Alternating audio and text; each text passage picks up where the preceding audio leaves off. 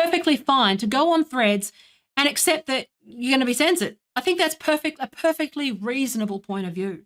And I think that that's where your brain needs to shift and your mind needs to shift away from this idea that everyone cares what you think. Everyone doesn't have the right to get rid of you, and that you have the audacity and arrogance to think that you are front and center of everyone's brain when they wake up in the morning. It's like, no, I don't want to see it. It becomes about user consent at the end of the day. And it's like, don't be arrogant enough, especially as a content creator, right? So I went through this like years ago, which was, like I used to, before they had the algorithm, I used to just be like riffing and not really thinking about the fact that my feed is a lot for someone who's not following a lot of people. Like I'm rapid fire. I do, I had to learn that empathy too, which is that. And also I think because I come out of UX and I understand how difficult it is to get and retain attention, I don't take that for granted. And that's the problem with, I think, a lot of these astroturfers and bots and, like men who show up here and like act like they're a guest on my show and argue with me. What it is a fact that you don't understand that people have to work for that attention, and that you are stealing attention from someone else, and that you are wrecking it with abuse, you are wrecking it with negativity. So when there's an opportunity cost associated with what they're seeing. And so if you're sitting there moaning that most people don't want to see your fucking COVID conspiracy shit and your, CIA shit, I don't know what to tell you, but most normal people don't care about that stuff. They don't want to see it. They want to just catch up. They want to spend time with their family. They want to, have a chat, have a laugh. And if Threads can facilitate that and you're not on it, then that's great. Make Twitter good. Don't just leave Twitter and garbage up Facebook. Stay on Twitter and go, all right, well, have some respect for people and go, okay, well, when they're ready and they want to hear, you should respect the fact that users, they should be opting in at all times. Okay. And that opt-in is not just a checking the box of this is the purpose of opt-in is to respect the user. Okay. Is to respect the end user, to respect the customer, to respect the person on the other end of whatever it is that you're putting out there.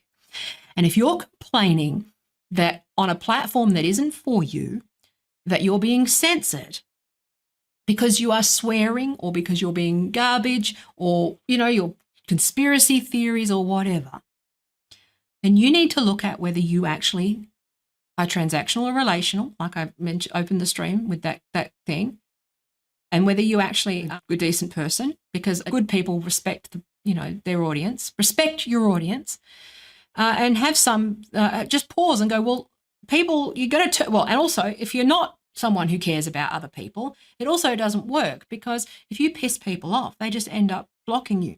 So I've had people over the years, because I'm rapid fire and funny, and they're like, well, I mute you, but it's not because you're not funny. It's just because it's a lot. And it's like, but there's a lot of people who will just tune out completely because to what you're trying to say, because you are garbaging up their feed.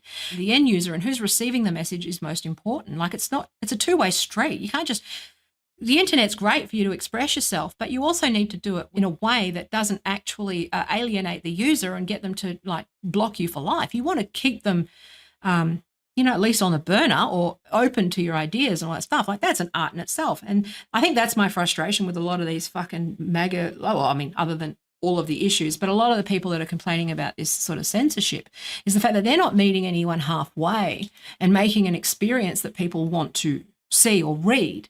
And they're not actually respecting the fact that some people might not want to see it. And that's one thing that, like, the hardcore porn on Twitter in hashtags annoys the shit out, because it's not the fact that the porn exists. It's the fact that people are just clicking on a thing and they're being confronted with that shit without their consent. And it's the same thing with this culture war shit. It's the same thing with the news. It's the same thing with anything that you've got to say. And like, I've never had a problem with people having a problem with my swearing, for example, because as long as the filter's on, they won't see it, and that's okay. I can talk to people who want to see me. I only want to talk to people who want to see what I've got to say and hear what I've got to say, or, are constructive and on board with this. I don't care I filter out the rest, okay? I block and mute a lot of people. I follow some people out of politeness, but I'm doing that like less and less because I'm sick, because I don't get it back. I don't get anyone sort of being like, but you do need to temper this stuff. You do need to exercise some degree of like, restraint and consideration for who's receiving your messages. Okay? If you think that you could, and I mean that, like advertisers, content creators, anyone, if you take someone taking precious, I close with thank you for your precious life seconds, because they are life seconds.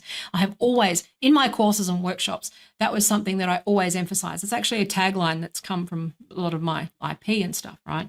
Which is that this is life seconds that you are taking. You are stealing someone's life seconds every time you get their attention, okay? You are taking 1 or 2 or 3, or in my case, 3 hours of someone's life, okay, from them. You need to exercise humility and restraint and gratitude and empathy when you do that, okay? It reframes what you do and what you say, okay? That's why with people here, I will, you opt in. You don't opt in, you don't. That's great, okay? Obviously, I live in the world, need to set boundaries. I wish I could edit clips. I wish I could. I really do. At the moment, I'm just not able to do it because, it is what it is. But, I'm trying to get better at it and we'll try to do that. But it's just, if you don't see that stuff as a gift, then honestly, I don't think you do deserve a platform, if I'm honest with you. If you feel like you have the right to steal my life seconds when I wake up and I just see abuse and I just see fucking culture wars, waste of space bullshit, deliberate stupidity, on purpose ignorance, like people who won't think for even 2 seconds for themselves. And what you've done is you have robbed precious fucking seconds from me when I could have been doing something else. And that's why with this rate limiting thing, right, with Twitter, I'll talk about that briefly. Do the maths on it, okay? When you got rate limited, you had an actual number, quantifiable number for how much time you waste on social media, on Twitter. How many positive feelings do you get? How many positive things do you see? And what's the ratio to negative and horrible? And I think you do a calculation, okay? And you're wasting your life. But on the other side of that, and I'm only interested in teaching people who actually produce stuff, like you can educate users to a point, but, users are fucking stupid and don't think for themselves. They're addicts, right? But for people, that's why, you go to the influencers, the content creators, the advertisers, the people who are actually creating the stuff. When it's scarce, you value it more, okay? Well, when you've got limited views, what do? You conserve that stuff. So if you show up in my feed with something I don't want, I fucking hate you because you've wasted my time. If people extrapolated that to their life, I think we'd be in a much, much better situation, okay? Think about it. But most people hadn't even thought about it. It has never occurred to anybody up until right now that you are actually robbing someone of their precious time. It's just food for thought when you're trying to interact, okay? And also when you're trying to produce content, okay? And when you're an advertiser. And on Twitter, like if you're sitting there moaning that you've been censored, think about why you've been censored and why your particular thing might be unpleasant for that experience, okay? Maybe you just shouldn't be on the portal. Maybe you're just someone who needs to be found somewhere else. And that's okay. I have an issue when the portal people don't want the other people to exist. They don't want that option. That's where I have an issue. But for the most part, we need to have a fucking user experience for the internet that isn't like garbage, full of fighting and drama and like never-ending forum bumps and negative and propaganda and hate and abuse and fucking non-stop like everything. We can do better.